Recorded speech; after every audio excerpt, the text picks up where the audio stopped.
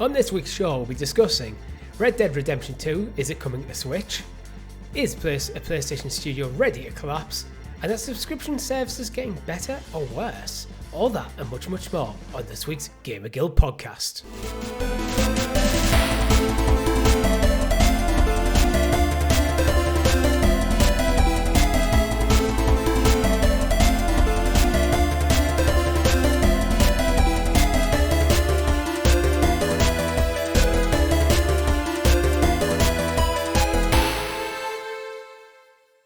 Good game, everyone, and welcome back to the GamerGuild Podcast, your weekly show where we round up all the week's video game stories and news for your listening or viewing pleasure right here on youtube.com/GamerGuildTV and up there in the digital cloud on your podcast preference of choice.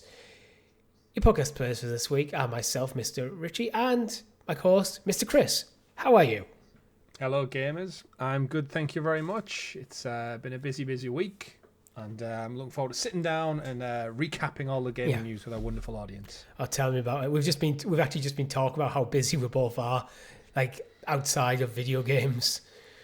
Mine's for good reasons. Games I want to play as well. Yeah, mine's for good reasons. We're both for good reasons, but mine's getting ready to go on holiday, so I won't be here next week.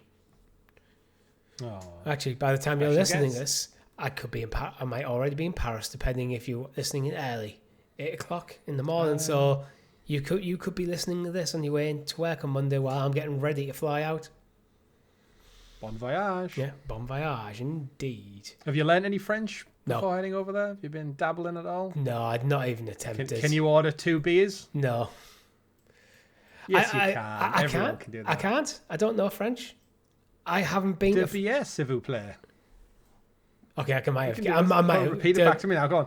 Deux bières, s'il vous plaît. Deux bières, s'il vous plaît. I might have been able to guess that anyway. Merci. But yeah. Merci beaucoup. Yeah, I might have been able to figure that one out. But last time I think I went to France was with you. Probably. Yeah. And that was a long time ago, so yeah. They haven't allowed me back in the country till now. Statute of limitations expired. Well, it's a well-deserved rest. Yeah. A bit of a getaway. Well, for the we'll French. Hold down the fort here. Yeah, well-deserved getaway. But yeah, we've got everything planned. Got a special co-host showing up, so do stay tuned in for next week. I actually don't even know who that is, so... Surprise. Yeah, surprise. I might have to listen. Tune in next week to find out. Yeah. I'd say I might have to listen to it while I'm away, but I think it's unlikely I'll have time because I'm going to be busy every single minute that I'm at work. Listen to it with French subtitles. Yeah. Learn as you go. Maybe I will, maybe I won't. But what I do know is we do have a great show lined up for you this week. But before we get into it, make sure if you haven't already, you like the video, subscribe to the channel, ring that bell so you're kept in the loop of all our amazing content here at GamerGuildTV, such as the ClickerCast, Chris. Tell us about the ClickerCast. ClickerCast. What's to sell? It's a wonderful show that lines up with another wonderful show, which is HBO's The Last of Us. We're running into our final 2 weeks now of the 7-episode run of Ellie and Joel's adventures together. And obviously, by now, a much larger cast because we're in the second season. Every week, we get together and break it down, discuss the episode, discuss the game comparisons, the plot details, the twists, the differences between the show, and just how very good and quality TV it is indeed. We do it live, so feel free to tune in. And much like the podcast, we may have a special guest lined up for this week for that too. So that'll be a first ever for the ClickerCast. And maybe even the channel. You'll have to stay tuned to find out. Indeed, it's going to be interesting, that one, because I do know who that one is. But that's one where I am actually definitely going to have to listen to the episode before I make my return. I'll be listening to it at work after I've watched the episode. But might have even replaced you. What, full time? We'll see. See how the audience figures go. See what the numbers are like. I've been Richie, just in case. But anyway, getting into it. Chris, what have you been playing? I've been playing more Assassin's Creed Shadows. I think I said last week I'm starting to make serious progress now in the main campaign. The story's really getting into the groove now. A lot of the map has been discovered and cleared out with the little vantage points. I systematically go through and get them. Every little question mark I have to find. So it's a lot of exploration, a lot of looking around. With the main circle of kind of, I think they're called the League, in the game, which is like the main one. I think I've got 2 left of that main kind of corral of people. Don't get me wrong, there is a lot of spin-off circles that keep damn appearing, Richie. I know we discussed this last week, but every time I speak to a random stranger, there's like another ring of 4 or 5 people to go and hunt down or talk to or investigate. But I think I'm getting to a good spot where I think because most of the map has now been discovered and the story's building towards something, I feel. And naturally, when you've killed all of the main circle of villains, you traditionally reach the end anywhere. But yeah, still thoroughly enjoying it. I'm getting a good mix of time with Yasuke and Naoe now, where I think in early doors I said to you I was pretty much playing as Naoe. I still find myself leaning more towards her just because her traversal is so much slicker and her parkour is so much better. When I'm playing as Yasuke, he struggles to get over a fence sometimes because he is a big dude. He's big, slow, sluggish. When you're trying to get to like eagle vantage points, sometimes I've climbed like 90% of the building, get to the top ledge, and he can't get over it because of the angle of it, or it's like got an overhang. Whereas now he's got the grappling hook, she's straight up there like a whippet. That's something I kind of noticed when my girlfriend was playing through it. It feels like it should just be Naoe, but now they've also just chucked Yasuke in. It feels like very much the game wants you to play more as Naoe because the way everything's set up in the game, not narratively, but in terms of exploration, etc. So I wonder at what point in the development did they add Yasuke in? Yeah, I mean, his storyline so far, it seems to be, again, not really spoilers, but Yasuke ends up in Japan because of Portuguese missionaries. He's kind of there as a bodyguard with them, and he ends up getting embroiled in with the local shogun, Nobunaga, who kind of runs most of Japan at that time before his inevitable demise. And then, his storyline kind of doesn't really mirror Naoe's, but you definitely feel like he's there as a secondary character initially. But then as it's kind of unraveling his history with the Portuguese, and by proxy the Portuguese tied to the Vatican and Rome, and then by proxy Templars, his story is the one as it's gone on has become a little bit more interesting, because for me, that's Assassin's Creed. It's the Assassins and the Templars and that whole like religious element to it. Yeah. The game so far with Naoe in the setting of Japan has been very, very light on that story for like 35 hours plus. So to now get to the stage where Yasuke's story is unraveling a bit and I'm seeing more of the traditional Templar stuff, it's pulling me in a little bit closer, because that's what, when I think of Assassin's Creed, I do think of like that Templar cross and Italy and Rome, and the kind of, I know it stems from the Ezio being the best trilogy, of course. But it feels it reminded me that this game isn't really connected to the rest of them. Yeah, I've always felt like in the Assassin's Creed like kind of reboot era from Origins. While Origins was, this is the origins of the Assassin's Order. Odyssey, which is one of the best, probably if not the best rated game in the franchise from this era, basically has absolutely nothing to do with Assassins or Templars. Valhalla barely does. It feels like it's something like Ubisoft have moved away from, but it's like that's why I feel like the games are at the strongest when it is in that narrative mode. Because I actually think the way they handle like all the circles and assassinations, I think it's actually crap. I don't think it's an interesting way. It's very busy. It's very busy, but it's like I just think of going, instead of having a quest log and you're trying to work your way through the narrative, just have a circle on the map and go, okay, I need to find this guy, find a few clues and assassinate him. I find it just a bit boring. I don't know. I just don't find the way they're currently presenting the narrative I don't think they're presenting it in a very interesting way. And they're also moving away from the main themes that made Assassin's Creed great.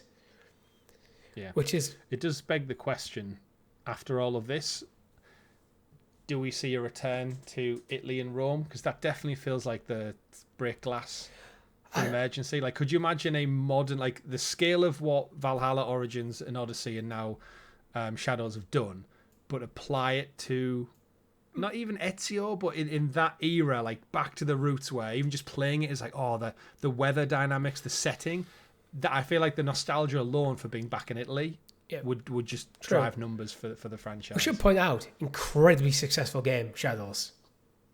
There's no denying that at all. 4 million mark. We're talking about just personal preference stuff here. I don't think they need to break glass at all. But I just, and I don't think it's a setting issue. I think for me, it's a game mechanic and game design issue.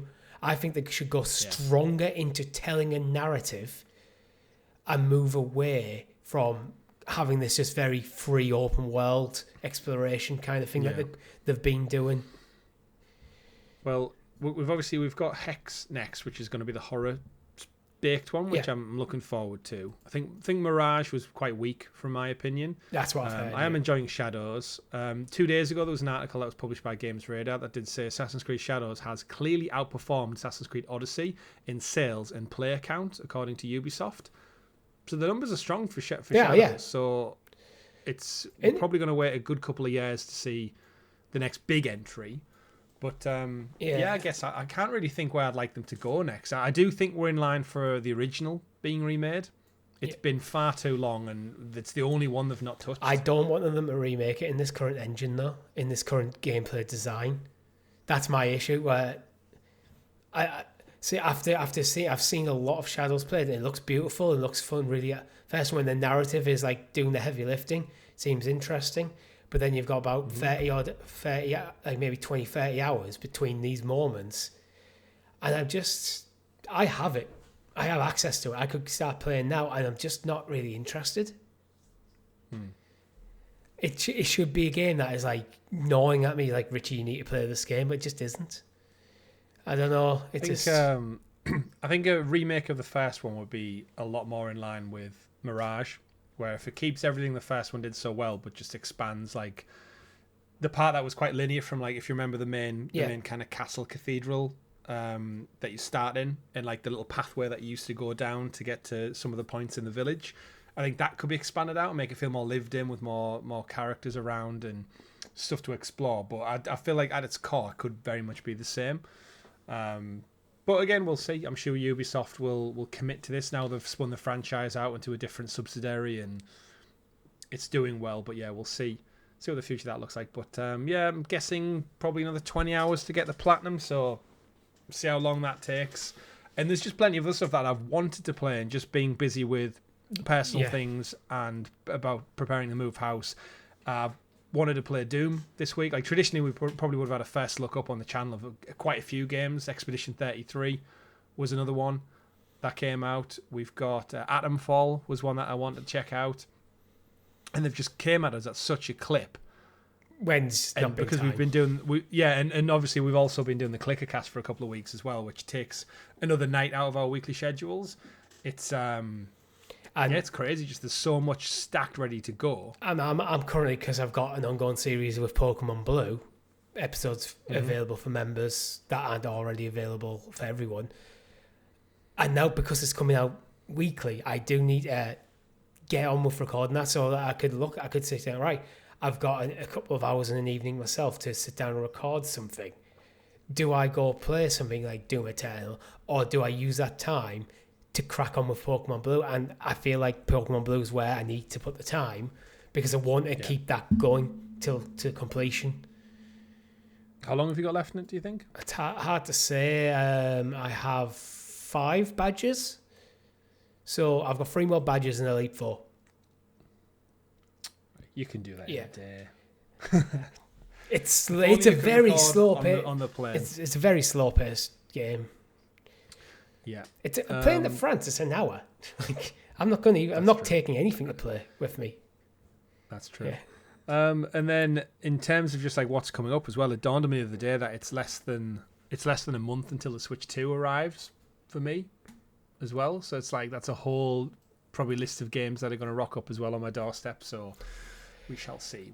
Well, I'm not allowed one till I sell my house. My house is still up for sale. So if you're looking for a house, let me know. Sell it to some French people while you're over there. The Northeast Riviera. Northeast Riviera is looking pretty good this time. Yeah. Brown seas, overcast. What more can you want? What more indeed? I know what I want, Chris. An introduction to the graciously gathered GamerGuild Gazette, aka the news. And as always, our news is brought to you by our wonderful guild heroes, which you can join for as little as 99p, where you get access to early access to some episodes of Pokemon. You don't have anything currently up for early access, do you, Chris? At the moment? Not to my knowledge. Not to my knowledge. Again, I'll get to something eventually, but not for now. Yeah, we do try get some stuff up for early access when it's not time critical in terms of release, up for members. Like Pokemon, my approach to Pokemon is, as soon as an episode is recorded and edited, it's going straight up to members, and it's on a weekly release schedule on the Thursdays. Which actually, after Clickercast, we were talking briefly where that day may move on the Pokemon release date to reaccommodate the weekly live streams. Yeah. Oh, we'll let you know when we know. Anyway, thank you very much for your support.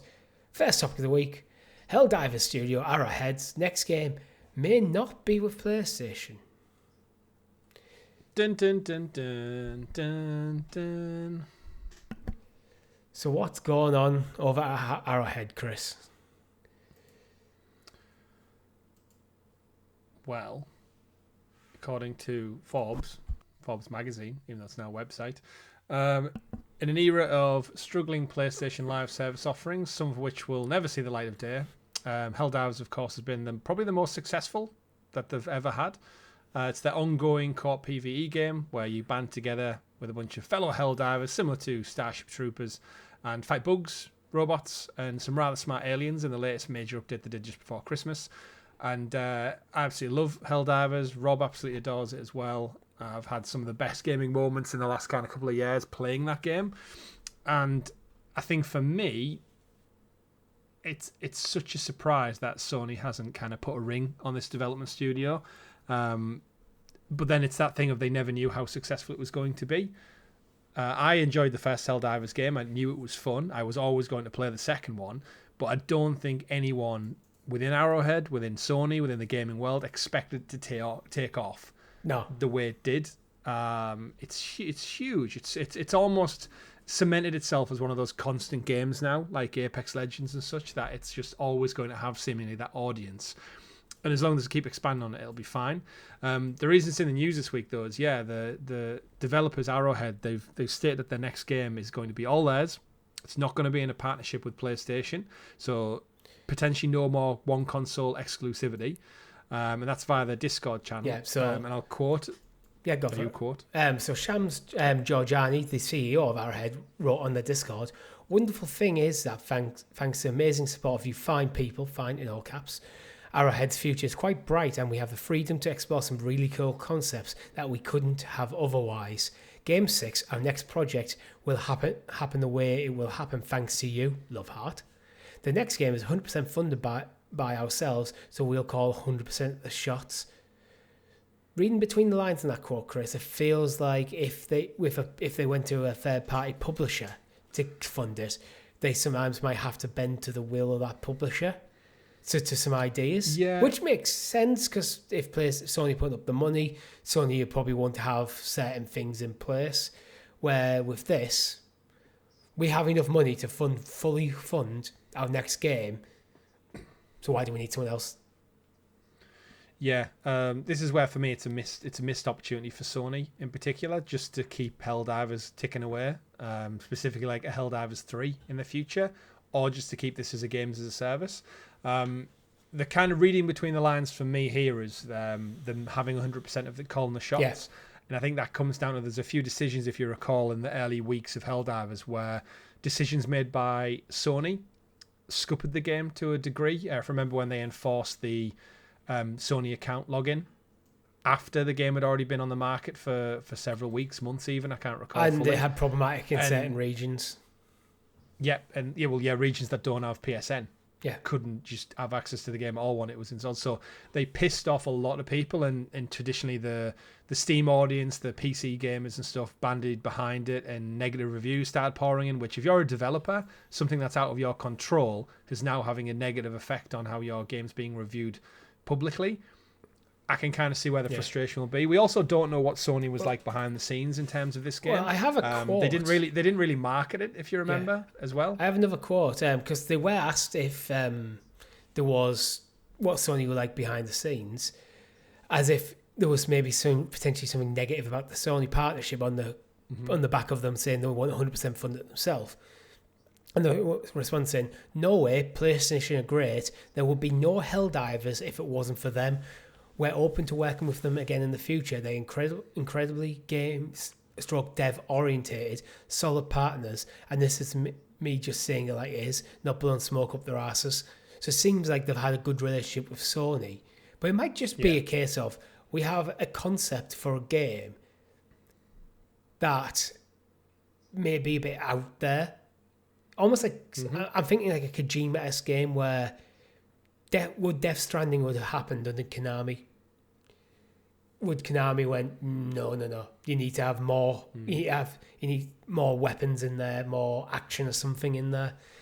So it might be one of these kind of things where it's not about Sony being a bad partner, but the creative decisions they want to make might seem risky to Sony financially. Yeah, it's an odd one to think about because there's so many different dynamics. It's obviously Arrowhead have made their money now, and as they've said, hopefully that's more than enough to plan and conceptualize and begin development on the next game, and that's without them having to take or lock into contracts with other parties. They do obviously say that Helldivers wouldn't have happened without PlayStation, so I think if we ever saw a third entry, although no time soon, it probably would come to it. For me, I'd like to see them negotiate getting this onto other platforms. I think Sony would be very clever if they look at the success Xbox is having on their own platform, and with the imminent launch of the Switch 2, I think Helldivers 2 would massively benefit from a Switch 2 edition, just to have it on the move. Like, yes, it's on PC and you can play it via Steam Deck and such, but I think Switch's audience that's going to come with it, it's such a game that it's not so high graphic fidelity. I think it could port to the Switch no problem. And I'm thinking that's a whole other fan base of potentially people who are going to get into the Nintendo Switch 2 anew, and they're going to be looking for titles. If you've got like Game of the Year award-winning games like Helldivers coming that way, like we'll talk about later in the episode, I think that could be a good way of Arrowhead bringing in even more money to fund whatever title they look to go towards next. And if notoriously difficult to run games like Cyberpunk are running well on the Switch too, I feel like Helldivers 2 should be fine. Why one concern with the Switch 2 is the Switch 1's netcode and wireless capabilities are kind of shit. Switch 2 feels like, because they're focusing quite heavily a bit more on online features with things like game streaming, voice chat and stuff, it feels like that stuff should be better. But for an online game, I'd always have a bit of a question mark of Nintendo till I see it in action. Yeah. It's I mean, there's nothing to say Sony couldn't come at them with a bag of money now and acquire them still, or they just go independent. There's also nothing to say that the next IP will be as good. Yeah. Because ultimately, like, Helldivers was okay. Arrowhead aren't known for having great games prior to this. It just happens to be that Helldivers 2 with the switch to third person and the zeitgeist it captured at that moment in time, it very much strikes me as one of them lightning in a bottle moments. Look how hard Bungie are finding it now, breaking away from that Destiny mold. I think Marathon's going to really, really struggle when it comes out, and that's got a lot more money behind it than Helldivers does. So, yeah, I think we'll see more. Personally, what I'd love to see is a campaign mode. The world in which they've created is so fun with the different planets and the references they could make to the areas. Now, I just think it's primed for, like, right, give me Helldivers 3, all the great stuff that we've currently got going, better graphics and everything, of course, but just have that through story of actual, like, some characters we can fall in love with, some wacky soldiers, some blockhead idiot ones, some meat for the fodder who are going to, like, inevitably die at some point in the campaign. I just think they could have really good fun with it, because the one thing Helldivers has had is the really good sense of humour throughout the whole thing, from their marketing department, their social accounts, to just the in-game jokes that they do.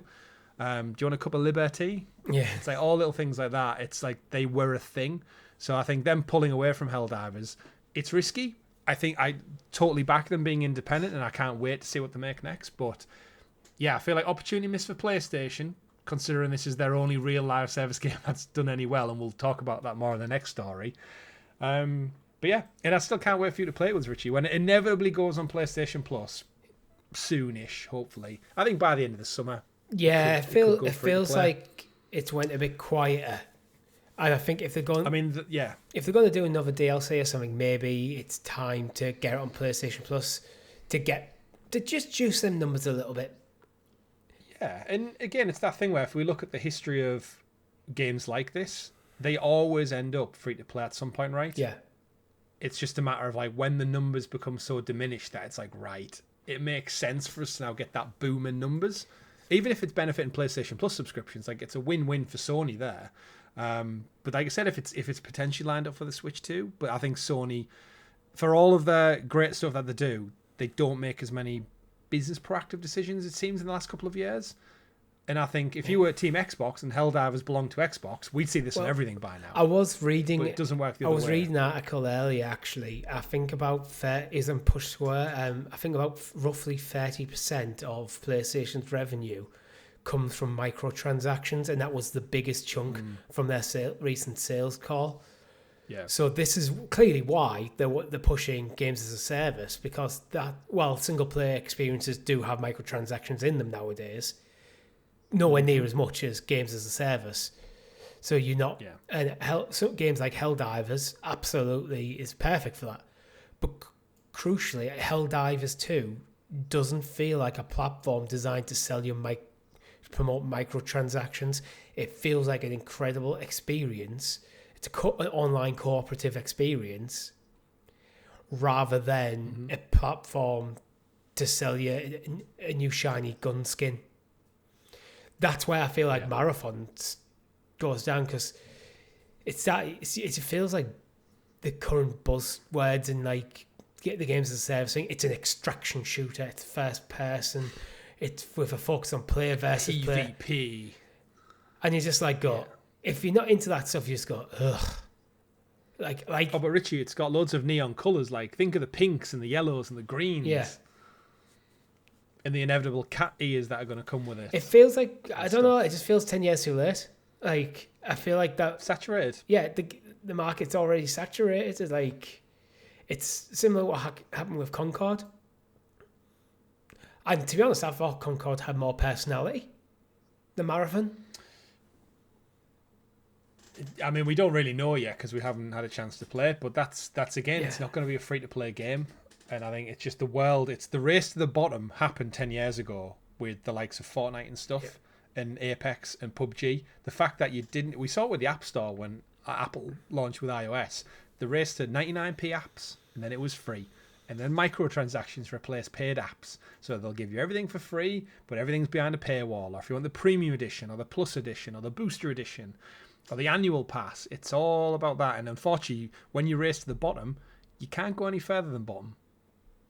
And this is where we're at now, where if you drop a game that's $30, $40, $50, $60, is today's generation going to bother with that when they've got their free games? Exactly. Mum and Dad are like, well, how much does it cost? 60 quid. Well, what about the free ones? Good point, Mum and Dad. Anyway, back to playing Fortnite. It's like, it's such a weird place in the industry. With Helldivers, rather than just being another, like kind of neon-coloured shooter on online PvP thing, they went, right, we're not going to do that. It's going to be an online, it is games as a service, but we're going to be focused on cooperative play. You're not going to be playing against other people. You are going to be playing with them. And from that, a positive community formed. So absolutely. How many stories have you told me about you just working as a team, people are actually working as a team, dragging people through matches to helping them out because you're playing with them rather than against them. Yeah, it's great. It just has such a good... The gameplay loop is just ultimately simple fun. Yeah. There's nothing really like you when we finally get you on the sticks for that game, you'll know what to do within 10 minutes and you'll be laughing your ass off within 10-15 minutes of just how much chaos is going on. Yeah, and then there's the kind of meta elements where you're playing with everyone else who's playing. Don't you have the world map where progress gets made and stuff? Mm-hmm. And that's what the socials had so fun. Like, I remember I was there, Richie, Malvern Creek last year when we had to take it from the automatons, I think it was. They were pushing on our eastern front, I felt like I was there in the dugout, and we had the numbers, the entire global force was behind it, and we saved it. We lost many men, Richie, but Malvern Creek was saved. And now it's like a military. I think they even put up like a statue in game of like the soldiers we lost that day. It's a living, breathing game. Yeah, it's so simple, but it's so effective, and they rinsed it with social media so well, and which is why I think it won't go away, because it's got that ever present live service element, but you don't feel like you're getting your wallet ripped out from under you for wanting to play. Yeah, it doesn't feel like just another PvP matchup so you can get some points. So then, after you play, you know what, I will drop money on this new skin for the new battle pass that's coming out. As you said, you and a bunch of probably thousands upon thousands of people across various different servers took something, and now they've raised a statue in your honour. Absolutely. And that's become part. It's become part of the story of the game. It's developing. The soundtrack's banging as well. Yeah. Like I thought that was one of the proper smile on my face moments when we went to the PlayStation Orchestra. It did feel like it was shoehorned in quite late, because they had no like imagery or anything for it. But with the orchestral stuff behind it, I just could shut my eyes and I was there. I was in a hell pod heading down to a planet's surface, ready to liberate everything from the bugs. But yeah, it's quite healthy. 83,000 players playing it right now on Steam still. So that's obviously not including PlayStation numbers.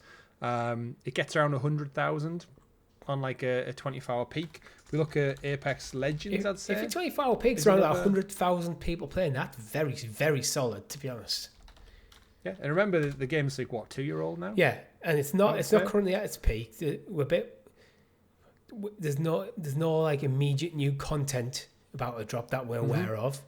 So people have lapsed waiting for new content and coming back in. So you're probably at the trough of that peak and trough kind of cycle. Yeah. Apex Legends has got about 127. So it's about 30k behind Apex Legends, which I think, again, for a lesser successful game, I guess that's what's expected. Is PUBG still one that people play? I don't know. I think maybe. Oh, yes, it is. Yes, it is. Yeah. PUBG is still just short of 250,000 right now live. Fair. Peak PUBG and a 24-hour peak is 750k. So PUBG is still the shit. Yeah. Not quite when it launched 7 years ago, which I still want to point out. 7 years ago when PUBG came out, 3.2 million was its 24-hour peak player. It popularised the genre, and then Fortnite went, we can sell this to children. That's impressive still, though. Yeah. We always enjoyed PUBG, to be fair. Yeah, I enjoy PUBG way more than Fortnite. I think it felt a bit, it did feel a bit heavy and clunky, but it felt a bit more grounded. It is clunky. It's part of the charm. Yeah. Part of the charm. Yeah, indeed. But I think if we stick around with the games as a service stuff, because the next news story does relate to PlayStation, because Haven Studios founder and head Jade Raymond has left before the launch of Fairgames. Never a good look when the head of the studio departs before a game comes out. Absolutely not. The game's also reportedly delayed. No surprise, but still in development. But yeah, Bloomberg confirmed, which will be Jason Schreier over at Bloomberg, confirmed her departure. PlayStation, Sony, Haven haven't given a reason. The report also states that an external test of the game took place recently, and some developers were concerned about how it's going to be received, no doubt, after the back of Concord. The game's now been delayed from this autumn to spring 2026, just like Grand Theft Auto 6. So we ain't seen it this year. No. But obviously we very, very close to the kind of the origins of Fairgames from our Google Stadia days, if anyone remembers. So Jade Raymond was hired by Google probably 6-ish years ago now, 5-6 years. So with the exception of Stadia, part of the Stadia Games and Entertainment team, they brought on loads of big people with impressive CVs when it came to games, and Jade Raymond was one of them. She was obviously plucked up from Ubisoft. She was heading the games division for Stadia. Yeah, she'd worked on titles like why am I blanking? Assassin's Creed originally for Ubisoft. Her last game she worked on with EA was Battlefront 2 back in 2017. So Jade Raymond, now having moved over to Stadia, incubated the Stadia Games Entertainment team that was going to make if you remember, Richie, it was like a cloud service-based game that could only be powered by the kind of backing of all these cloud servers. Yeah, it feels it's like be a very unique thing. That feels like nowadays quite a lot of hyperbole. Yeah. But yeah, it was incubated. It was in the works. She built a team from scratch, and then obviously we know what happened to Google Stadia.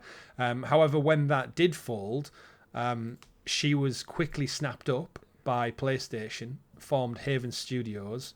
I should say she formed Haven Studios with those ex-employees from Google. Immediately after forming, was purchased by PlayStation, so they were snapped up.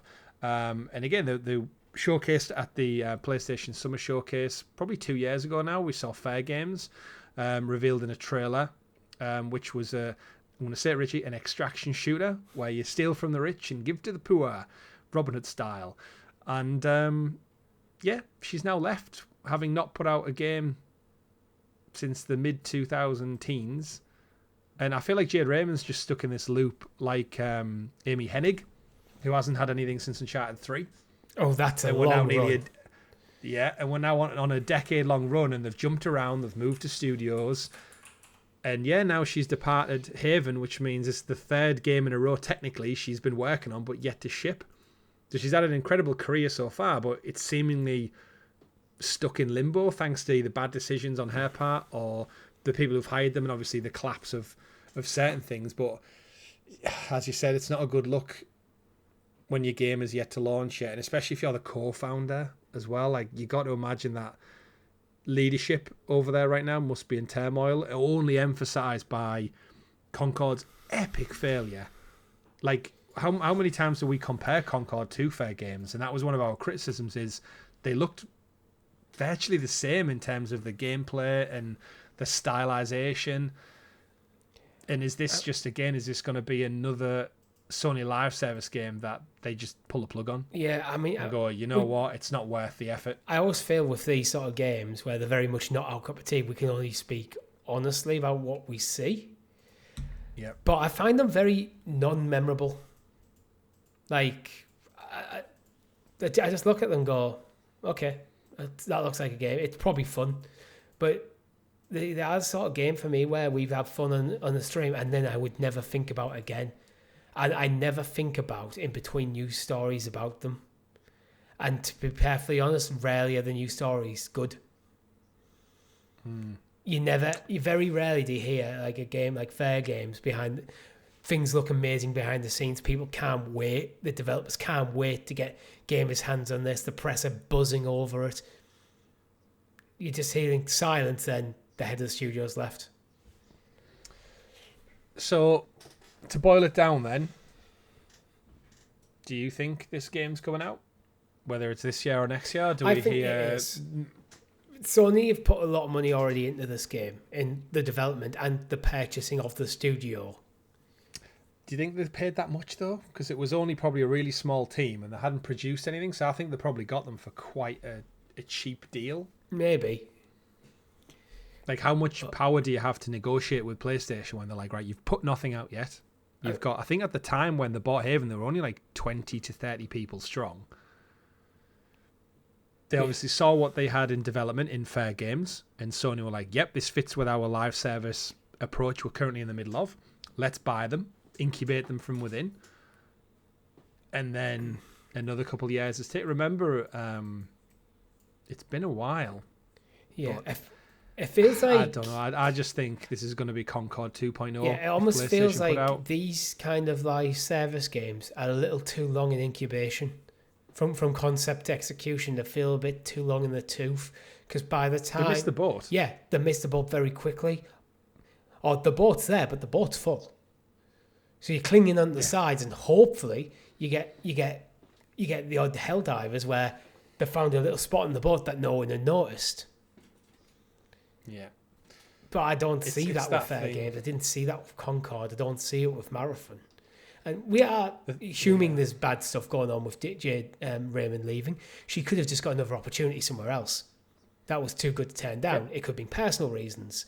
We do not know the reason, so we do need to put that out there. But it doesn't look good.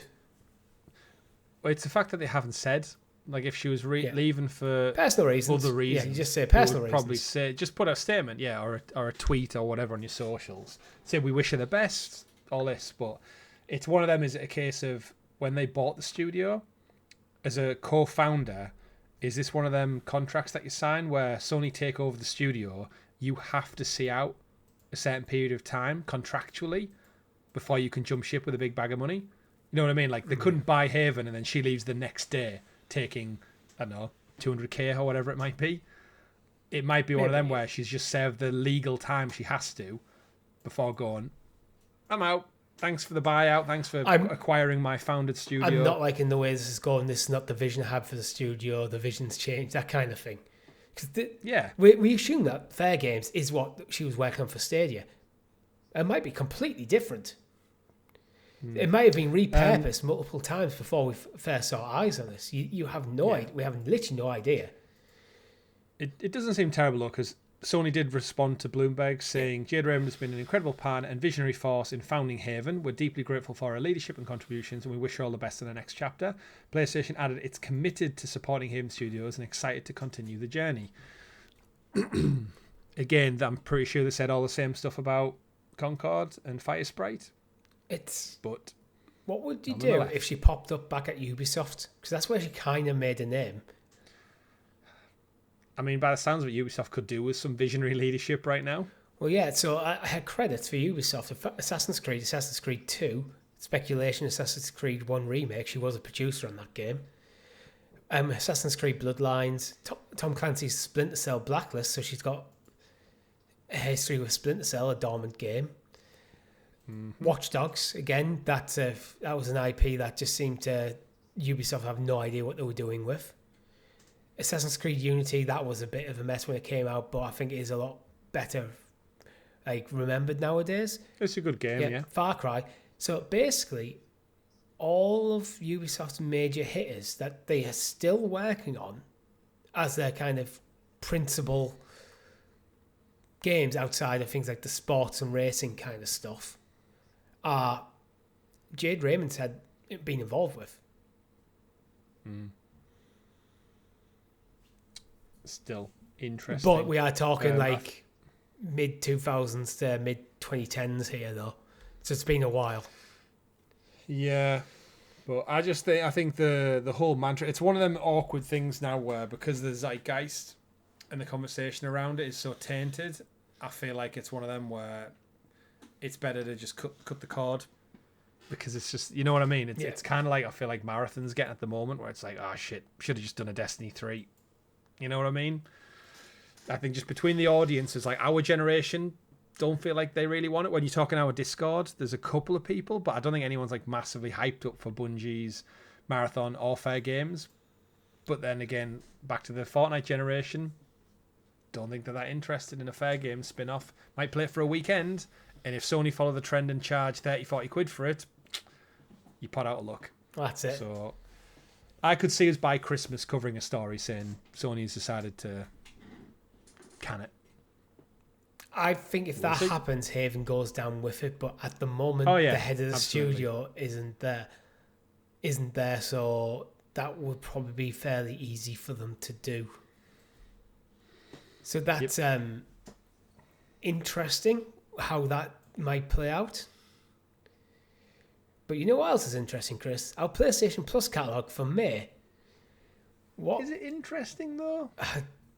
It was a segue. Sometimes you use what you've got. You do. So our PlayStation Plus extra catalogue for May 2025 is Sandland, Soul Hackers 2, Five Nights at Freddy's Help Wanted Full-Time Edition, Battlefield 5, Stalker Legends of the Zone Trilogy, Grand Blue Fantasy versus Rising, Humankind, played on Stadia. We played it before it even came out.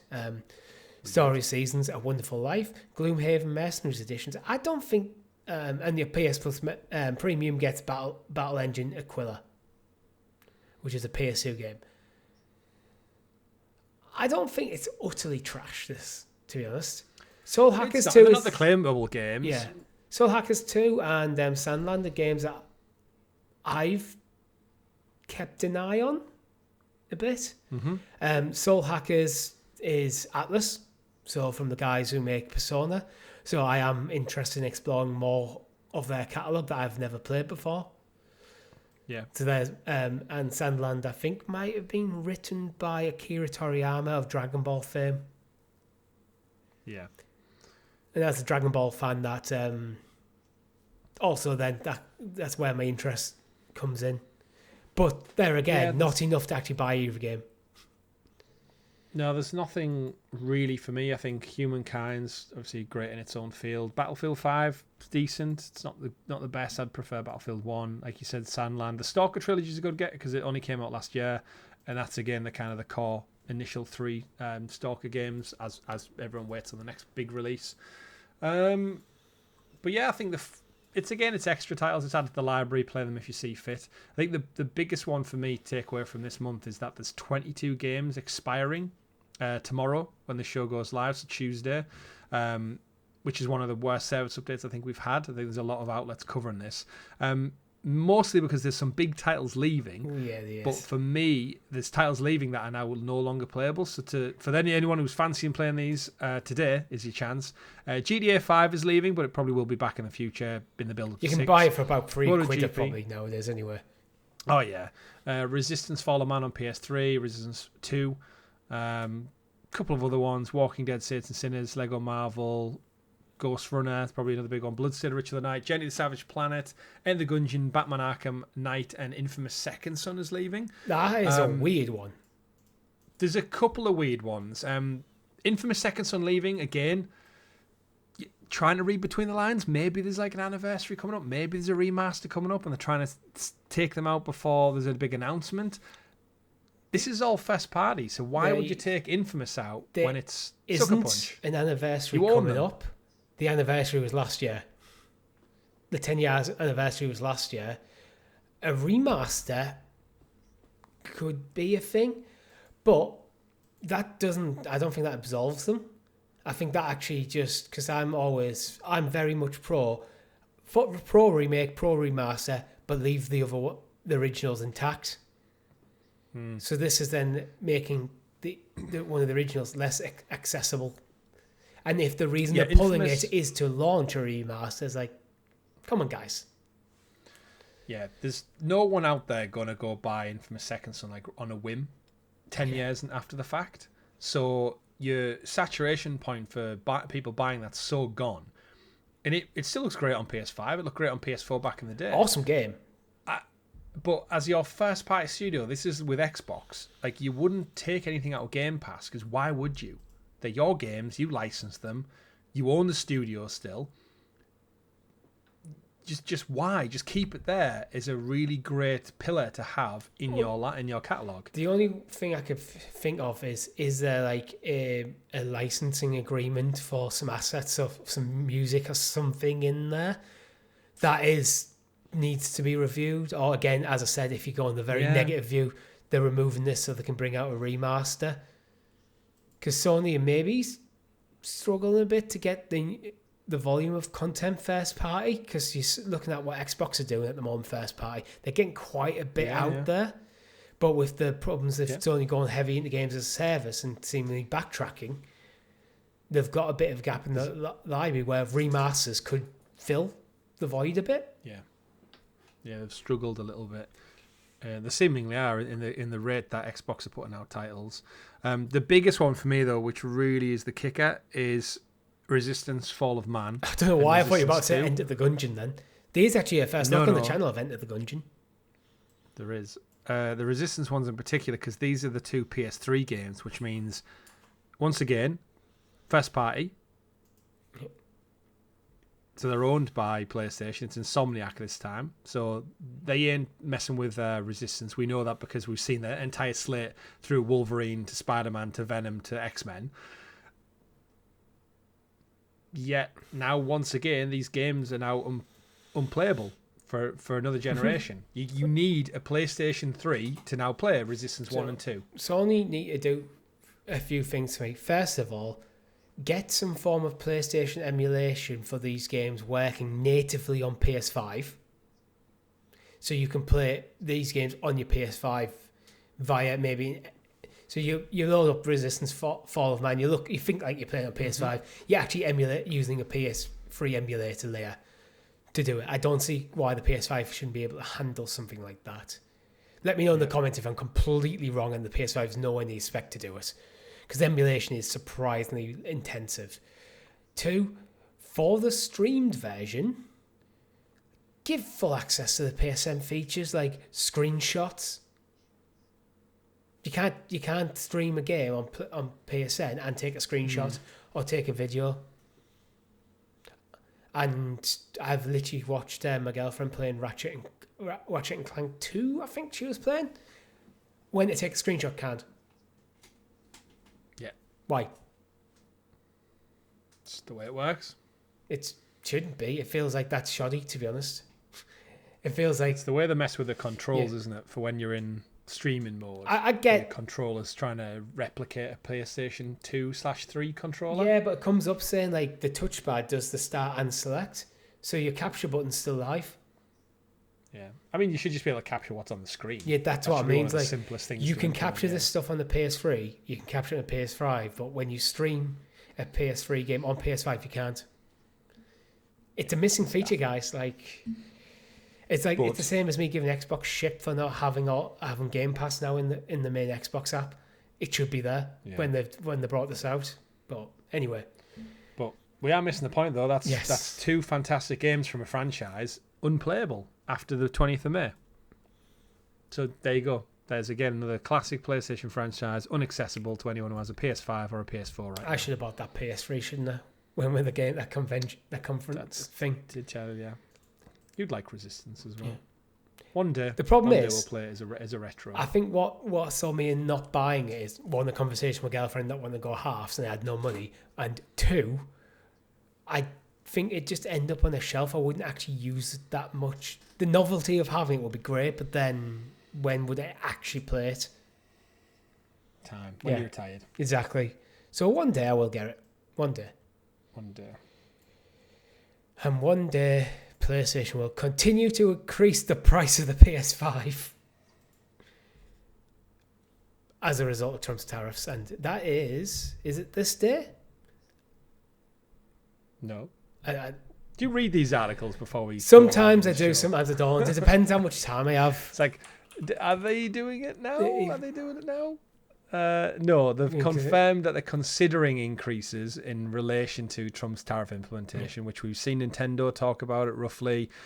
We know Xbox have done it. Xbox have implemented theirs. The price has gone up to a point where I think in the United States, purchasing a Xbox Series X, the 2 terabyte Stardust edition or whatever it was, Midnight Stardust, I can't remember what it was called. You know, the really sexy one that has like the spatter paint effect on it.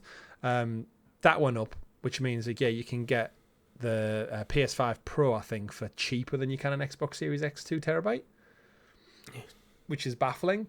But we are in this weird, fucked up world where if you buy a console day one now, that's probably the cheapest you'll ever get it. Yeah. Which is not the way the industry's worked our entire life. Electronics get cheaper. They become easier to manufacture. The parts become cheaper. Distribution networks are set up. Discount sales happened. Christmas, Easter, summer, Black Friday. Not now. We've seen increases already. If you remember, the base digital edition went up by £40 in the UK earlier on this year. PlayStation Plus also went up in several countries and various territories. I think the US has been exempt from a price rise so far, but guess what? It's their president who's fucking around with everything now. So it should come back and bite them on. I think Sony expects roughly 100 billion yen, $680 million in tariffs to hit them with the current forecast. That's a lot of money. Yeah. 600 million loss they have to find just because someone's twiddling with the abacus. Sony CFO Lin Tao said the company is considering passing on the impact of those tariffs to the bottom line, which for that much money, sometimes as a business, you don't have a choice. Yeah. And the easiest way to make that up is just crank up the cost of your products.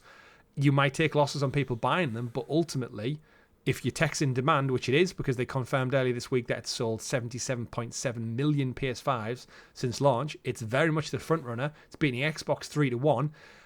The Switch 2 is about entering the market, which could change things a little bit, but it's having a crack and it's on fire at the moment. So if you put the price up and people buy it regardless, it's a shrewd business move that's going to soften that blow. But it just shows you the state of the world right now.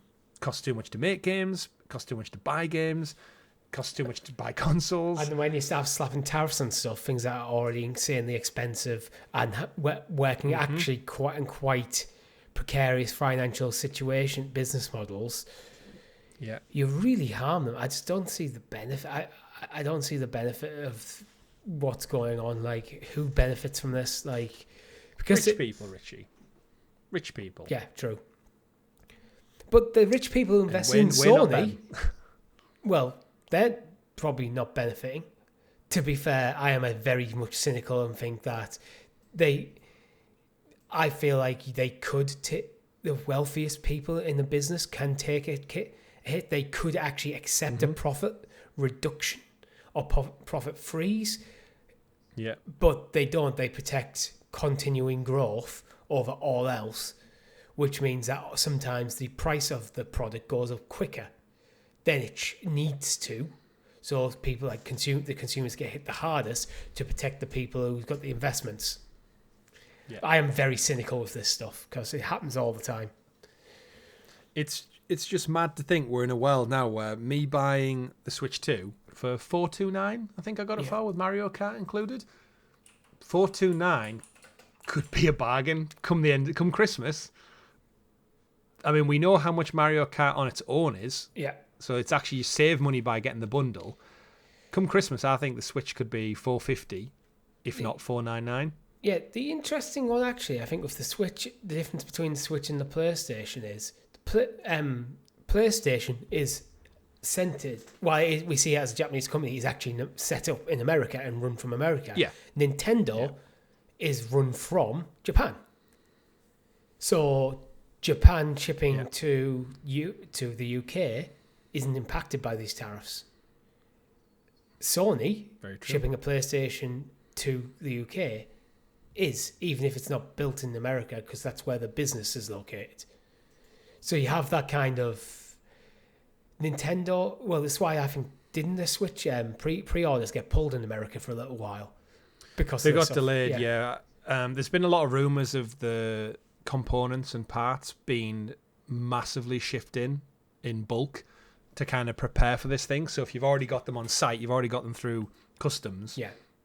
They're covered. It's saved. They had to pull the pre-orders down until they could figure out the impact, so they know what to charge. Yeah, and they've went ahead with regular pricing, but it just shows you it's such a volatile situation right now for every element of life, and I know everyone feels it, and our audience do as well. But it just baffles me to think that if you when we bought our PS5s and our Xboxes early doors, they cost more now than we bought them for several years ago. Yeah. So should we sell ours? You can make a profit potentially. I don't know if you. I was watching. So Ryan McCaffrey, who hosts the Xbox podcast Unlocked over at IGN, he's like a huge GTA fan. That's one of his top 10 games of all time. So when the new one got delayed till next year, he went and traded his base original PS5 in, which he's had for 5+ years now, to GameStop or somewhere, Walmart maybe. He traded it in for a PS5 Pro because he wants to experience GTA 6 at its best, and I think it's safe to say with Xbox seemingly not having a mid-generation upgrade, the Pro is going to be the best place to play it natively. The PC version of GTA is probably not going to be out for another year or two beyond. Rockstar are notorious for having bad PC support early doors, so which is insane. Said to be honest. It is. He said on his IGN shows this week that basically he's gone out because of Xbox decisions and tariff decisions. He's gone out this past week and bought a PS5 Pro a year ahead of time because Sony probably will inevitably put the price of everything up again. So they've got a sale out of him a year ahead of when he would have probably bought it because of the current market conditions. And weirdly enough, the trade-in they gave him for his base PS5 was about $370, I think. And he probably only paid $499 for it. So after having it for half a decade, he's not made much of a loss. True, but in a trade-in at all. You kind of have to counterbalance that against the increase in price of the PS5 Pro. So they're both inflated. So while his initial investment, he's not made that much of a loss on, his subsequent investment is higher than it would have been. Yeah. So I think it nets out. He's getting a brand new device still, isn't he? That's future proofed for what he wants it for. Which, if he knows he's going to get one, let's have a look at say CEX in the UK, an original PS5 disc version. How much did we pay for them when we bought them? Around 500, 479. Yeah. 479. I feel like, give or take, just short of 500. Let's be generous and we'll call it 500. Yeah, they're doing trade-ins for vouchers at the moment for 243 credit, 171 cash. It's about half price. Yeah. How much is a PS5 Pro? PS5 Pro to trade in or to sell? To buy. To buy 2 terabyte. Don't know. Terabyte. Discless is 650. No, in the disc one. I don't think the Pro comes with a disc, does it? You have to buy the disc drive separate. The disc drive is 70 quid from PlayStation. So you're talking over 700 quid. It's pricey, that. Yeah. Don't think I'll be getting a Pro this time around. I remember when I got my PS4 Pro. 610. I traded in my base model. 610 used as well for the PlayStation from CEX for a PlayStation 5 Pro. Madness. But I'm not ever getting one of them. Even if I could afford it, I just don't think it's worth it. Yes, it is better. Your games will look better. They will play better, but I just don't think that level of... It goes back to the handheld console arguments. Like, I could buy a Steam Deck, but I don't. For what I need, I don't think the value's there for the Xbox side of things. So, yeah, it's mad, isn't it? And then you've just got, I guess, to kind of curtail this conversation. It's just that Game Pass on the other side, like the value in that, as we talk about PlayStation Plus kind of shit in the bed a little bit, and we talk about the price rise of consoles going up, the value of Game Pass and Xbox, I think, is just increasing tenfold. Like every other month, like when these big titles come out, like if you look at just this year alone, between like South of Midnight, you've got now Gears of War Reloaded coming out. We've had Avowed. We've got what are you playing? Oblivion. Oblivion. You got the Outer Worlds later on this year. You've got Gears of War coming. Not Gears of War. We have got Gears of War coming. Call of Duty, sorry, later on this year as well. Club Skew Expedition 33. That's Game Pass. Yes, game of the year contender. Towerborn. Towerborn. Atomfall as well. You've got games that haven't even came out yet. You've got July, Tony Hawk's 3 and 4 coming. Hollow Knight Silk Song, the indie game much away. It's rumoured for this year still. Gears of War Reloaded. That's August this year. It just feels like there's so many things that they're doing right. Outer Worlds 2. There's just... Yeah. That's spread in between the new Ninja Gaiden game, all the stuff like we're going to see next month. There's an Xbox showcase the Sunday after the Summer Games Fest, where they're probably going to have a stealth drop or two or something that's coming at the end of the year. There's a Forza game probably somewhere, and it just feels like compared to where we're talking about PlayStation, it's like, well, what have we got?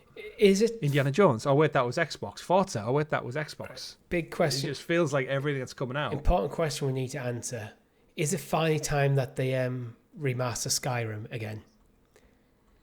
It's probably overdue one, yeah. Yeah, because Oblivion's doing really well, so it makes sense after you've remastered Oblivion, which is Elder Scrolls 4, to remaster Elder Scrolls 5 again.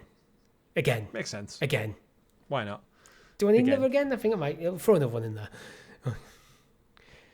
But it's like there's a ton of games we don't know about coming to Game Pass yet, but as someone, again, who we spoke about there, the cost implications of consoles and stuff now, what we said about Google Stadia over 5 years ago, Richie, when we sat down and said, why is it such a good prospect? And it was like playing on the tech you already own. Or maybe if you can't afford the most expensive tech, you can buy something that's reasonably affordable and it will run almost as well via the cloud. And we're in that place now where the harsh reality of it is like I have spent so little on games in the last year or two. And I'm at that point where I'm making very conscious decisions not to spend money. Yeah, because everything in life at the moment is so expensive. It's like you have to be a bit more pragmatic with your spending. You really do. And I have a child now, and I'm moving house, and everyone goes through those things. To go back to the topic of like the strengths of Game Pass, you have to look into beyond just the games that are coming, which far outstrip the quality of games you're getting from PlayStation Plus. Not even comparable. Mm-hmm. When you're looking at Xbox is getting first party and third party brand new titles, Game of the Year contenders, and things like Oblivion and Clair Obscur coming day and date. Mm-hmm. And this is going from someone who has literally paid money to play Oblivion on PlayStation. You can also have to add in things like the news partnership with LG TVs. You mentioned the price of hardware. You buy a TV, a new LG TV. You buy a controller. Job done, crack on. Do you want to play Gears of War Reloaded? You can.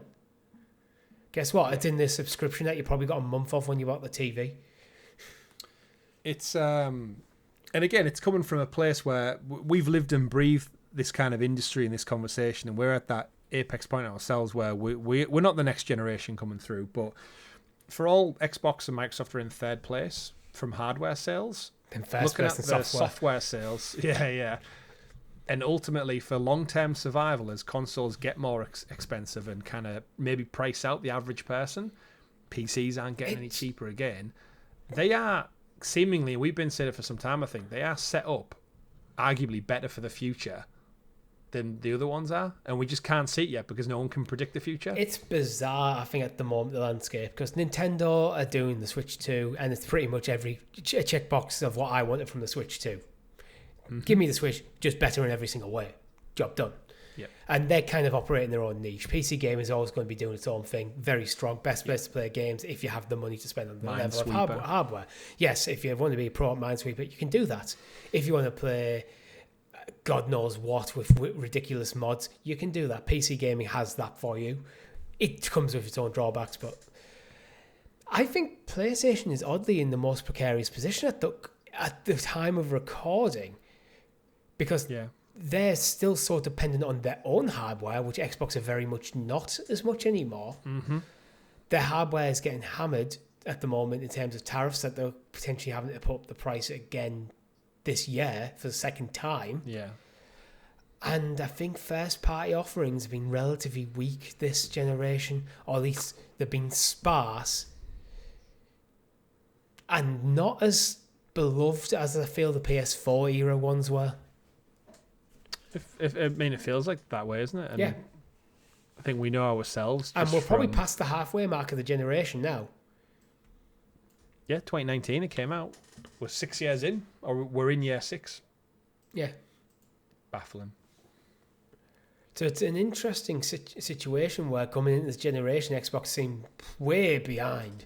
But their pivot in terms of their business model, I feel like it's proven dividends. I don't know what it's doing financially, but from a consumer point of view, all you need to do is get me that bloody handheld Xbox and I'm a happy man in terms of Team Green. They give me the games I want to play, games that I want to play that I don't have time to play. They give me great value for money. And some of us are even double dipping. In terms of I haven't bought Indiana Jones on its PlayStation launch because I've been busy with Shadows, but I want that game to get the platinum. So I played it on Xbox Game Pass. I got the taster for it, and then now I'm gonna go when it's a more reasonable price. Yeah, I'll pick it up on PlayStation, but they'll get my cash for it. How many people? What was it? 1.5 million people went and bought Forza last week. Exactly. That was a dead and buried. Well, not dead and buried, but it was an old ass game that wasn't turning much profit for Xbox. So I suppose safe to say PlayStation do well in that front, but that's then still they'll take a cut. They're taking a cut, but then that's oddly enough Microsoft propping them up. Yeah. Shocking. Yeah. So it's an interesting state of the industry where none of the major players are pursuing the same business model, which I think may be the first time, at least in our lifetime, that all major players in the console market are doing stuff that are very discreet from each other in terms of their approach. Yeah.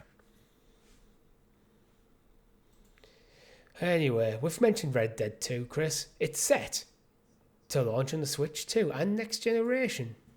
Is this going to be a remaster or remake or just get it just a little bit of polish in optimization. Well, this is from Eurogamer. Sources close to Rockstar relayed the news, who corroborated it with other outlets. So it seems legit. This is Take-Two CEO this week shared the company's great optimism for the Nintendo console ahead of its latest financial briefing. Seemingly, I think we can expect Take-Two games to come over. They've already confirmed Borderlands 4 is on the way. Civ 7 is on the way. It's been a lot of the early trailer stuff. And some 2K sports games, which we know tend to show up, even though they're in lesser versions like NBA 2K and WWE. Zelnick claimed that there's a bigger array of releases than we've got on offer before on the new Nintendo platform. That's now been corroborated behind the scenes. And he's added on there saying, historically, being a third-party Nintendo business has been a bit challenging. I think Nintendo has been very forthcoming in addressing that, and we're stepping up too because we've got great optimism for the platform. I think that comes from power of the hardware and the difficulties to work. Nintendo are the masters at optimizing the Wii U generation. The Wii, I'd say even the Switch as well. Nintendo's are the masters of getting the most out for their first-party titles of their hardware. It feels like the hardware is set up to make the games that they want to make. Well, then third party goes, we need to make for PlayStation and for Xbox and for PC, and then the Switch is suddenly underpowered and very difficult to optimize for what they're doing. Switch 2, I think, now has the power and probably has the base coding to be a bit more compatible with. And let's not forget the player base as well. Like, the last time Rockstar will have properly looked at it was probably the likelihood that, off the back of the Wii U generation, like, why would you support? Who knows? But then the Switch has gone on to sell, 140 million units or something now. So that player base is like, right, it's there. And now they have the tech to back it up on par with the Series S or something, which we know you can play Red Dead 2 on, and a slew of other games. So the other rumour that's came out of this week as well is a GTA 4 port for modern consoles with a reliable leak is saying that it's also been in development for quite some time as well. I could see that if they've got a GTA 6 being pushed back officially one whole year, they've got that gap now, Take-Two, where it's like, right, how can we dig into our library and build up hype? Grand Theft Auto 4 is a seriously, I think, not undervalued because it did get all the plaudits at the time and stuff, but it's trapped on that kind of PS3 era generation, similar to Resistance, funnily enough. Where I think if that got like a remaster, like a polish up, similar to the trilogy did, it's the kind of only outlier we don't have, Richie. We've got one Vice City and San Andreas repackaged in modern day. We've got 5 in like every version going known to man. Several releases. We're going to have 6. 4 kind of sits in this pocket where it just doesn't exist really in the pantheon of GTA. Give it a port. Give it a port. And a polish. Get it in a launch window of a brand new console that hopes to reach 140 million users, and then pair it with a potential successful launch of a Red Dead 2 next gen. I think Take-Two could have a good 1-2 punch before GTA 6 even comes out. Maybe to... Well, I was going to say keep things ticking over financially, but they don't need to do that with Grand Theft Auto. They're fine. They don't? But in terms of just a company, like, they could have a pretty damn good financial year before... They could even comes out. What they could do is with the Switch 2 is, because they now have the opportunity to just gradually move them all over. You don't have to do it in one go. Maybe you start with Grand Theft Auto 4 port, then maybe you go to Vice City. You go over to maybe Grand Theft Auto 3. Or from the remasters, let's just get them ported over. Get them over, get the things ticking over, get the sales. Do it. Grand Theft Auto prints money. Red Dead does as well. Yeah. And just Red Dead natively running on the Switch 2 would be like such a... if you're a gamer and you've maybe not dabbled in, I guess, modern gaming, you've been on the Nintendo bandwagon for quite some time. So you played your Mario, you played Donkey Kongs, all that kind of stuff, your Zeldas, and you've had a great time, no doubt. And then all of a sudden you're playing Red Dead 2 in handheld form on the Switch. It's like... your mind is going to be blown if they can get that to run. And maybe even Red Dead 1. Red Dead 1 finally came to PC last year. Yeah, true. Which is insane. It's such an insane they're terrible for it. Yeah. It's that world we live in. I think we've always said about a decade ago, around the Batman Arkham Asylum time, where games look that damn good, but then great games have an evergreen presence. I feel like, and Red Dead 2 is one of those where, if you put that on the Switch, it's such an evergreen, phenomenal game in history. People will buy it because of the kind of gravitas that it holds over the industry, and everyone knows Red Dead, just like everyone knows GTA, everyone knows FIFA, everyone knows Call of Duty. It's one of them staples where, yeah, if you get a decent running version of that out on a brand new console in a launch window, it will sell bucket loads because people want to play it on the go without needing to buy a Steam Deck and all your PC twiddly components. They want simple, whack a cartridge in, download it digitally, it's there. And let's face it, Nintendo audience traditionally haven't had many games that have shocking levels of violence in them. So yeah, it's open time to traumatize the children. Absolutely. You know what won't traumatize the children, Chris? As we're approaching the halfway point, the segue completely fell apart there. I'm sorry, guys. I tried, nothing came to mind. I'm just going to go into it. We're about halfway through the year. What games are you anticipating for the second half of this year? What's on your list of things that you can't wait to get your hands on? The only I know we said this the start of the year has been so stacked. For me, it's probably time to go back through a couple of the ones that are out now that I want to go and play. The only real one on my list that I'm looking forward to, like absolute hand on heart will buy day one, is going to be Ghost of Yotai, if it makes this year. And then aside from that, I want to go back. Like I said, I want to go check out Doom. I want to go check out Expedition 33 is that one that's chipping away at my head. And I'm like, I feel like I'm going to absolutely adore it, from what our Discord server's saying, from the game reviews I've listened to the Game of the Year conversations. And I'm like, I was listening to someone earlier on this morning actually talking about they finished it now. So they were kind of just reminiscing a little bit about it. And they compared it a lot to Sea of Stars, but in a 3D environment, saying it has that turn-based action, but it does it in such a way that it doesn't feel slow or repetitive. Yeah. And I never felt that with Sea of Thieves, and I think you were shocked of how much I enjoyed Sea of Thieves. Sea of Stars. Sea of Stars, not Sea of Thieves, yeah.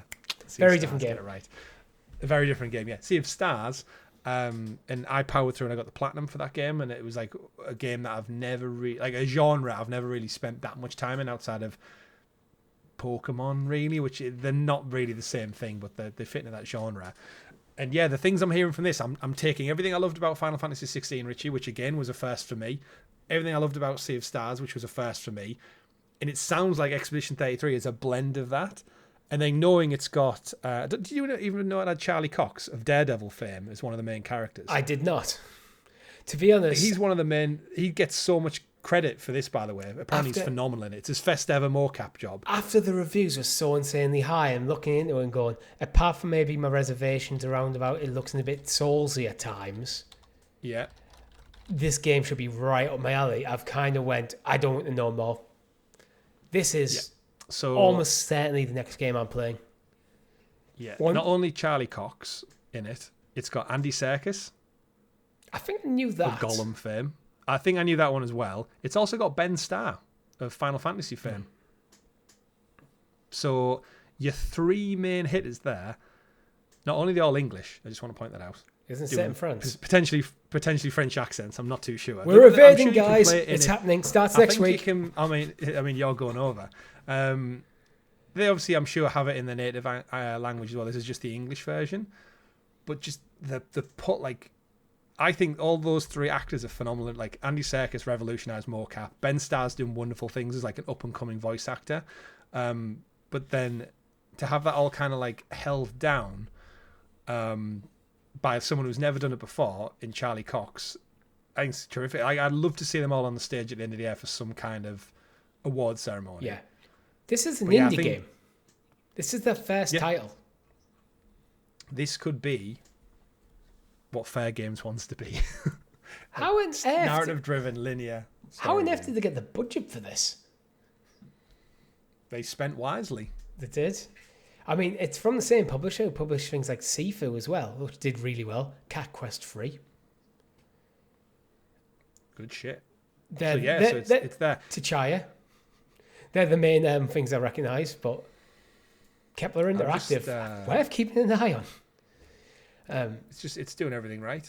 Doing everything right. So yeah. Going forward from that, you mentioned Ghost of Yotai, and I think everyone listening to this should know how much we both want to get our hands on Ghost of Yotai, to the point where me and my girlfriend have actually discussed buying 2 copies of it so we can play at the same time.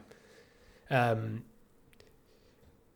only other one that's jumping out of me going forwards from this point is because there's plenty that's come out already that I'd like to play. You mentioned things like Doom, Claire Obscure. Is Metal Gear Solid Delta Snake Eater. It's slated for August. So I feel like my gaming year is going to go Oblivion, Claire Obscure, Metal Gear Solid, Ghost of Yotai, and that is a fucking good year. Yes. Sounds fantastic. And there's a couple of months between each title there. Yeah, and we're yet to have Summer Game Fests. Yeah. Yet. There could be a couple of surprises there that are going to be like out this November. Hey, Jeff, if you're listening, Jeff Keighley, if you're listening to this, 2026, please, and some of them, not 2025. Just it's fine. Push them back. Just push them back. I want time to play stuff. Yeah, I did look ahead, by the way, to, I know we said we'd be covering Summer Game Fest live. The Xbox Showcase is that Sunday weekend as well. So I think tactically, we do the podcast Sunday night so we can get that news relevant. So we might not react live to it.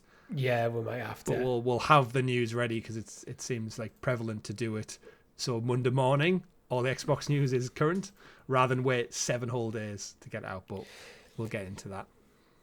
We can talk about it. We could potentially just do two live shows and do an Xbox coverage instead of the podcast for that week, because everything that we'd be covering in the podcast would have been from Summer Games Fest or the Xbox thing anyway. Yeah, we can merge them. Yeah. So we can have a look at how we want to handle it, but we'll be putting content up. Like Ubisoft are with a Riders Republic is going to be made into a movie for some reason. I'm kind of half reading the Push Squared article title there. Are you looking forward to Riders Republic movie, Chris? No. Yeah, I don't know what. I don't know what it would be. I mean, the team doing it are the ones who did the Assassin's Creed movie with Michael Fassbender. That means very little. That was terrible. But they are also attached to TV shows like Mythic Quest on Apple TV, which is really good.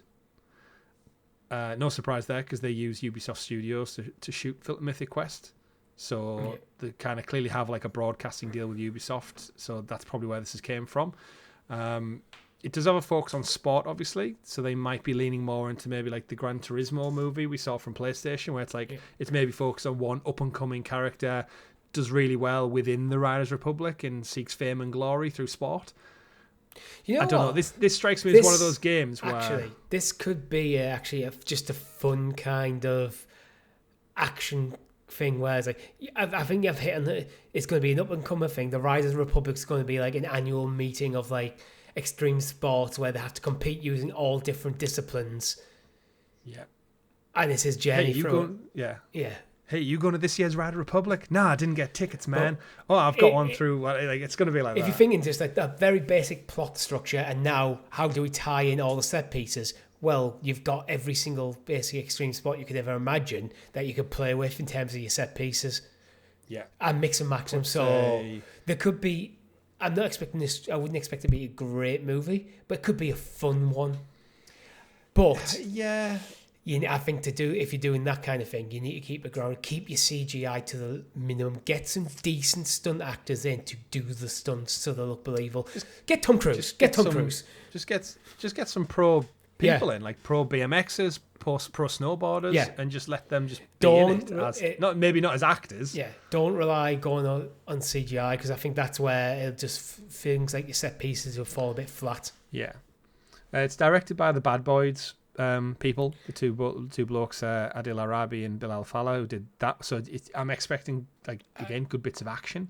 I think this is one of those things where just the name Riders Republic kind of makes for a decent movie title. Yeah, I'm almost talking myself into this. I don't think it's going to be great, but I think it's very much you know what you're getting. He's an hour and a half of fun, to 2 hours of fun set pieces with it's kind of bit by the book narrative through it to tie things together. Yeah. And telling you what you need to do, just stick Sydney Sweeney in it, and the youth of today will show up for it. Yeah. That's what I need to do. Win-win right there. Indeed. But what is a win is Amazon have renewed Fallout for a third season, 6 months before the second arrives. I can't wait for the second season of Fallout, Chris. First season was amazing. It was. I can't believe how quick the turnaround's been. They've just finished shooting on season 2 now. I saw a viral clip of Walton Goggins, of course, the ghoul from the show. Yeah. Once they finished rapping, he peeled all his prosthetics off. So it looked like he was just ripping his own skin out at the end of it because it was no longer done. And then they confirmed that it's been renewed for season 3. So they're clearly happy with everything that's happened for 2. The turnaround makes me really lament how long we have to wait for The Last of Us.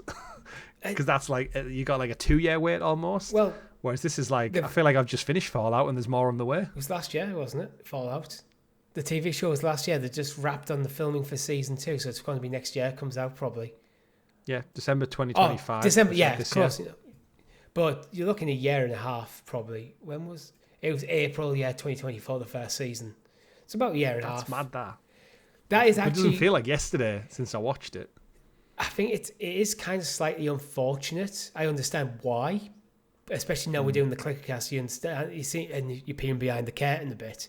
You understand why these TV shows take a long time, because the amount of attention of detail that goes into just building fairly basic sets that aren't even used that much. Like the amount of time they spent on makeup on things of some of the clickers for a 10-second shot is insane. They spend hours and hours and hours working on it. So that's the amount of work and preparation that needs to go into one of these things. So yes, they take a long time to produce.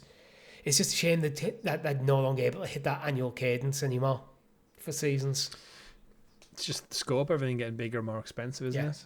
But I think television is in a better place than it has been in a long time for it. Yeah. So I guess the follow-up question is, if this is coming December this year, so it'll be here for Christmas, what game tie-in do they have lined up to go? They missed the boat a little bit this time around, remember? And we saw a massive boost in Fallout 76. The obvious is New Vegas. And do we see that at the showcase? Yes. We're 1 month from a showcase. We're 6 months from season 2. There's been rumours for quite a while that of a New Vegas remaster, similar to what they've just done with Oblivion.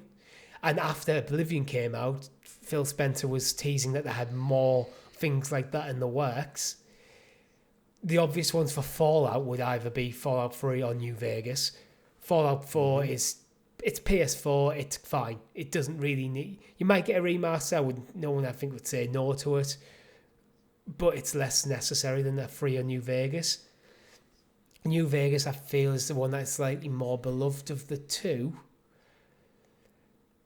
And the show is ends... Spoilers for the end of Season 1 of Fallout, it looks like some of our key characters are moving towards Las Vegas. So it feels like the show's going in that direction in the world. I mean, the teaser they put out for Season 2 shows... shows a sign of Las Vegas, A pre-Ghoul, it shows Walton Goggins getting pitched advertisement deals for like loads of like in-world, in-brand things like Nuka-Cola and stuff. The teaser ends with literally him and Amy Purcell, the other character in it, literally walking towards the Vegas Strip. So it's like, we're going there. Yeah, so I feel if they're going to do an Oblivion style remaster, it's going to be New Vegas, and it feels like a good idea as well. And it ties in with the show. It feels like everything is pulling that way. Absolutely. Can't wait. Me either. But you know what you're going to have to wait for? The podcast next week, because that's all we have time for this week. If you've liked the video, make sure you hit the like button, subscribe to the channel, and ring the bell. But before we do that, this week in video game history, which I almost forgot. What have we got? Starting May the 16th. What's jumping out at you, Chris? There's only really one. SimCity 3000. 25 years ago. Came out bang on the millennium. And what a game. I know I've played one of the earlier SimCity. Well, SimCities, that's earlier. They're all earlier now. It might have been 3000, it might have been SimCity. I can't actually remember which one I've played. But SimCity needs to make a comeback. It does. Another great one, L.A. Noire, came out 14 years ago on PS3 and Xbox 360. That's one of the first games to require 2 discs. 3 discs? Well, I can't remember what it was now. I don't know. Final Fantasy VII might be having words with you there, Chris, but Witcher 2, Assassins of the Kings also came out 14 years ago on PC. May 18th, we've got Star Wars Episode 1 Racer on N64 and PC. Nice. That was 1999 movie tie-in. We played that. Of course, you can play that now. Was it Poland that we played that we went to like a gaming arcade? Yeah, the arcade one. Yeah, with the actual Anakin. Oh, that was amazing! I had the proper like podcast seat with the controls of that. Fucking loved that game. Yeah. Oh, Pod Race is so good. The sound, like all the sound effects from that race are phenomenal. And then the last one for me on here is 15 years ago, 2010. We got the original Alan Wake on Xbox 360. Well, I'm going to follow that up with 15 years ago. We got Red Dead Redemption on PS3 and Xbox 360. Oh shit, yeah. Didn't even see that. And Shrek Forever After came out the same time. Witcher 3 Wild Hunt came out 10 years ago on PC as well. Damn. We're getting into that gaming season, aren't we, in the summer? Yeah. Now, where stuff comes out. We're getting there. Yeah. Getting there. But as I said, that's all we have time for. Make sure you follow us on social medias at GamerGuildTV, pretty much everywhere you could ask for. Everything's in the links in the description below. Head over to Discord. Say hi to someone. And with that, hi, someone. Yeah, that's what I want to say. Them exact words. Hi, someone. That's how I know you've been listening all the way to the end. And with that, my name's been Richie. I've been Chris. GG, everyone. Goodbye.